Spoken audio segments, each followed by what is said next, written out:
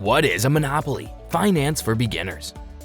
A market arrangement known as a monopoly is one in which a single seller or producer holds a dominating position within an industry or a sector of the economy. Monopolies are prohibited in economies based on a free market because they impede competition and limit the number of alternatives available to customers. There is antitrust law in existence in the United States to restrict monopolies. The regulation ensures that a single company cannot monopolize a market and use the dominance to take advantage of its consumers. Hello everyone and welcome to another video on our channel. In today's video, we're going to discuss what is a monopoly, finance for beginners, so stay tuned to find out. Now let's start our video. A firm is considered to be operating as a monopoly when there is no other option to consumers for purchasing the monopoly's goods and no other competitor is operating in the market. Monopolies can impose new prices on consumers, making it difficult for new rivals to enter the market. Companies can establish themselves as monopolies either by vertically integrating their operations to control the entire supply chain, from production to sales, or by horizontally integrating their operations to buy out all of their competitors and become the only producer in the market. The pure monopoly. A true monopoly is held by a single vendor in a market or industry with substantial entry barriers, such as considerable beginning costs, and the product they provide cannot be replaced by anything else. Microsoft Corporation was the first business to possess a dominant position on personal computer operating system and has continued to maintain that position. The company's desktop Windows software continued to hold a market share of 75% as of 2022.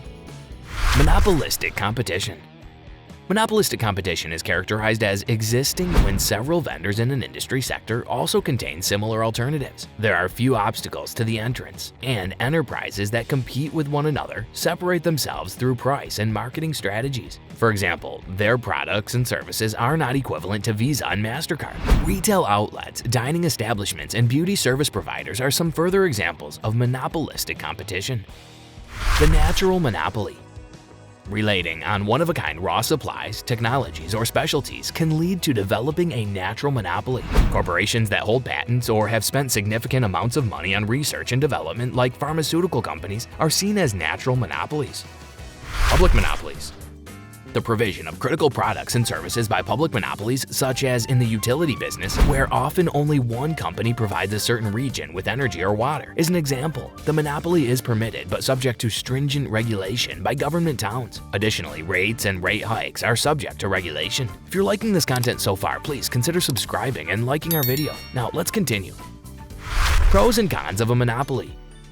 Monopolies can fix prices and maintain stability and predictability in pricing for their customer base when there's no competition. Monopolies typically benefit from economies of scale, which allows them to manufacture large numbers at cheaper costs per item. A corporation that holds a monopoly over its market is in the unique position of making risky investments in new technology without worrying about the threat of rivalry. On the other hand, a firm that dominates a market or industry might utilize that position of strength to its benefit by manipulating supply and demand, fixing prices, and producing low-quality goods. Because there are few or no other options available, customers have little choice but to put their faith in the business practices of monopolies.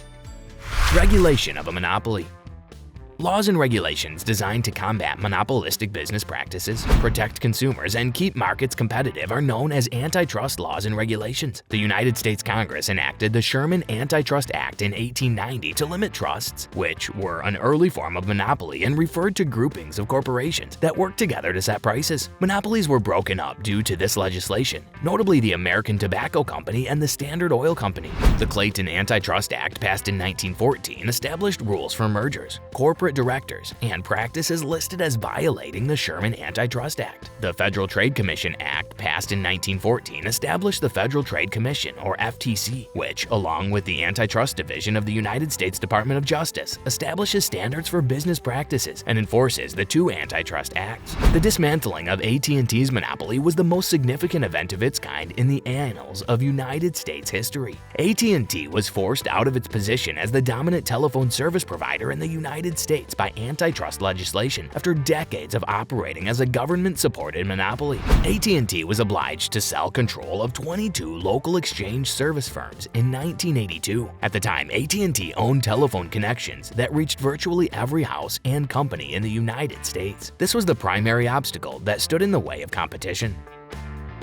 Well, that's all for today's video. Tell us in the comment section how this video was. I hope that you found this one interesting. You can subscribe and watch more videos on our channel to keep up with more content. We'll see you in the following video with some more notable celebrities, facts, and stories. And until then, stay tuned.